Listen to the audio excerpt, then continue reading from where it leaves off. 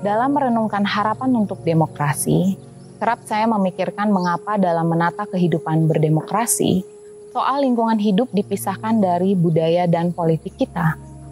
Politik dianggap sebagai ruang interaksi manusia dengan manusia saja.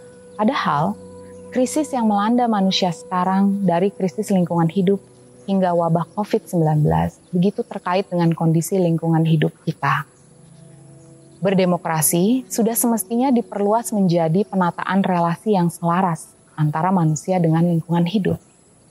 Seorang filsuf penggagas gerakan deep ecology atau ekologi mendalam, Arne Naess, ia menjelaskan bahwa agar kehidupan dapat berlangsung dalam kesinambungan, manusia harus mengubah cara hidupnya. Dalam hal ini, memperbaiki perspektif terkait politik, ekonomi, dan teknologi yang selama ini dibenturkan dengan alam. Maka dari itu, politik ekologi berarti pertimbangan yang adil terhadap bumi.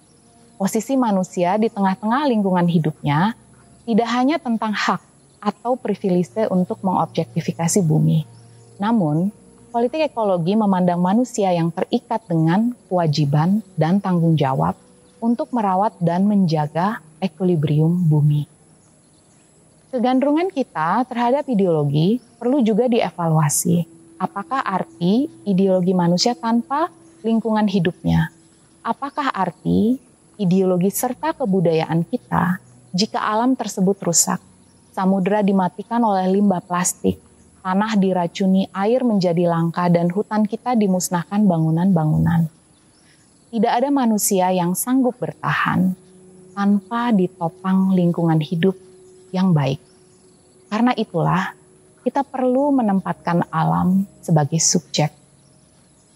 Percakapan demokrasi kita harus mengarus utamakan pelestarian lingkungan hidup, menyusun kebijakan yang memiliki orientasi untuk menjaga ekosistem dan biodiversitas agar terus bertahan.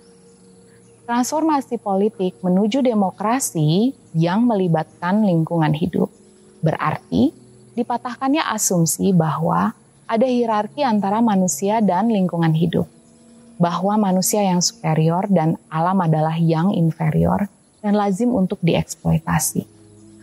Pandangan yang salah ini harus diluruskan.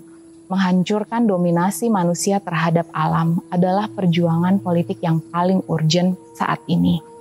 Perombakan ini perlu dilakukan sebab manusia tengah berpacu dengan waktu untuk menyelamatkan rimba terakhir di bumi. Manusia harus menyadari keterpautannya kepada alam. Tanpa alam yang sehat, maka mustahil ia mampu bertahan.